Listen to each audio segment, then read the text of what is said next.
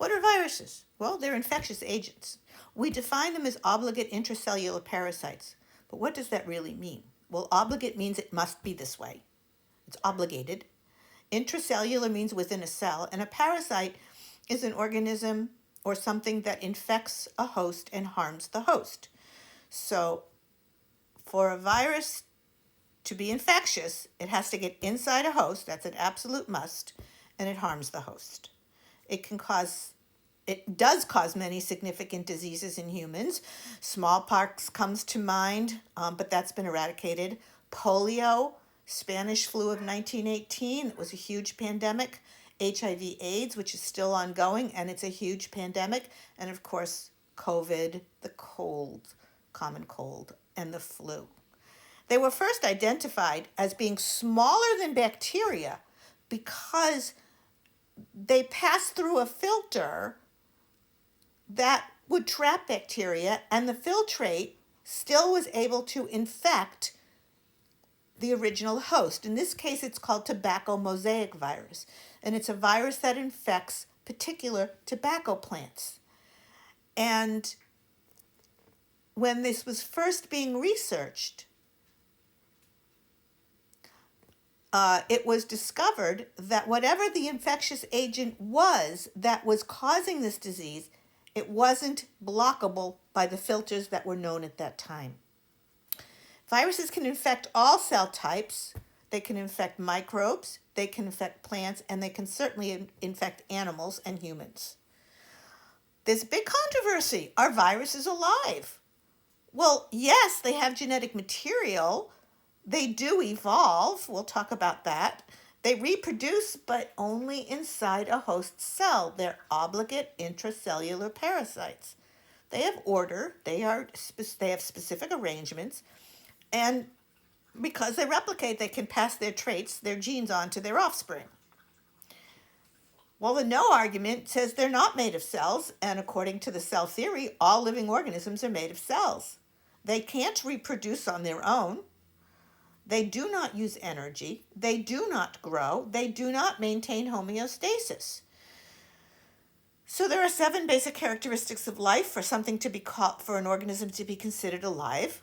They have to be made of cells. They have to have genetic material. They have to evolve. They have to have homeostasis. They have to use energy. They have to have order. And they grow and reproduce and develop. Viruses clearly don't do all of them. What do you think? They're a huge concern of public health officials, as we can see. It's very timely to be looking at viruses right now as we're in the middle of a worldwide pandemic for which there is virtually little or no treatment. And the development of a new technology for a new vaccine is still being rolled out. I've shown you a public service announcement here to fight West Nile virus. What can you do to fight any mosquito-borne illness? Well, you eliminate standing water because that's where mosquitoes breed. You repair all the screens in your house so they can't get through with the air, and protect yourself with long clothing that covers all of your body and a good quality insect repellent. Smallpox has a long and interesting history. It was described as long as 10,000 years ago. There's evidence of pox scars on Pharaoh Ramses V, and an early example. Smallpox was an early example of biowarfare, as the British troops in the 1760s gave smallpox contaminated blankets to Native American Indians to wipe them out. In 1796, Edward Jenner developed the vaccine, and I'll put up a reading on that. And it's the only disease to be eradicated. The 2 largest known pandemics before COVID were caused by viruses, the Spanish flu in 1918 and HIV/AIDS. Again, they were first described as filtrable agents. We didn't know in 1892 what a virus was, nor did we really know much about cells and bacteria either. But they did find, Ivanowski did show that the filtrate from an extract of the tobacco leaf plant still caused disease in healthy tobacco plants. And these filters that were known at that time, remove bacteria and other larger type of stuff, detritus. Um, in 1935, the first tobacco mosaic virus was actually crystallized, and you can see pictures of that there. We classify viruses as either RNA or DNA, and either double-stranded or single-stranded. SS is single-stranded, DS is double-stranded.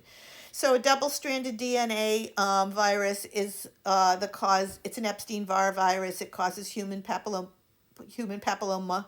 herpes simplex, the chickenpox virus, the smallpox virus. Single-stranded DNA is parvovirus. Single-stranded RNA is hepatitis A, polio, norovirus, rubella, German measles, Ebola, influenza, and I'm pretty sure COVID.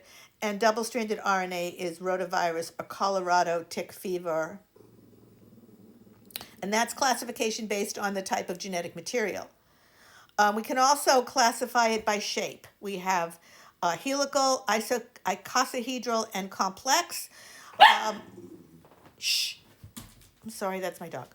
Capsid is the term that we use for protein coat. It's made of capsomer subunits of protein. Nucleocapsid are the proteins that surround the viral genome, either the DNA or the RNA. And the whole complete virus particle is called a virion. Tobacco mosaic is a helical, herpes simplex is an icosahedral, and tobacco mosaic, or rather a bacteriophage, is a complex. Some viruses have an envelope, which is a plasma membrane. It contains host and viral proteins, and it surrounds the virion as it exits the cell. So it gets enveloped inside the host cell. A non-enveloped virus is naked. It just has a protein surface. Here's an example of a geodesic icosahedral dome. I'll say that 3 times fast. A couple of pictures of different viruses. We can also classify by the particular cell that or host that they infect. We call bacterioviruses bacteriophages or phage viruses. And we can also classify them by what organ system they infect. And these are just some clinical classifications. Ones that affect the skin are dermatropic. If they affect the brain and central nervous system, they're neurotropic. If it's internal organs they affect, it's viscerotropic. If it's the lungs, like COVID, it's pneumotropic. Viruses can replicate in 5 stages. The first stage is attachment to the host cell. The second phase is injection or insertion of the viral particle or nucleic acid into the cell, or it fuses with the cell membrane. The third stage is replication, when it makes more copies of itself. The fourth, or more copies of its proteins and its DNA or RNA. The fourth is assembly, when the virus co-opts the cell into assembling mature viruses. And the fifth stage is the release. There are 2 stages, lytic or lysogenic. I want you to look at these diagrams carefully. In the lytic cycle, that is the infectious cycle and causes the cell to burst. It kills the cell.